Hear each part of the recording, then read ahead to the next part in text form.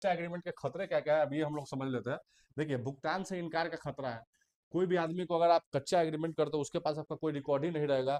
और दूसरा बात है कि आप कैश देते हैं तो उसका भी कोई रिकॉर्ड नहीं रहेगा, तो आपको क्या है कि वो भविष्य में खतरा है, डबल सेल का जोखिम है। आप अगर एग्रीमेंट किए, मान के चलिए कच्चा एग्रीमेंट, और बाद में पता चला वो विक्रेता जो है जमीन का, वो किसी और को बेच दिया, जैसे कुछ पैसा कोई एक्स्ट्रा आदमी बढ़ा कर दिया 50 और 1 लाख रुपया, तो वो क्या हुआ कि तुरंत बदल गया और किसी दूसरे से बेच दिया।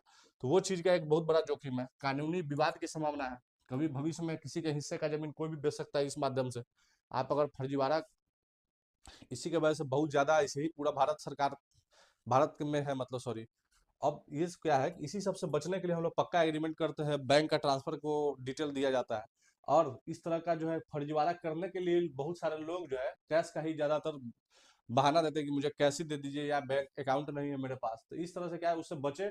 और कच्चा एग्रीमेंट से सबसे पहले बचे कि पक्का एग्रीमेंट होगा तो वो कानूनी जो है पूरी तरह से आपको मदद मिलेगी सरकार के द्वारा या फिर कोर्ट के द्वारा।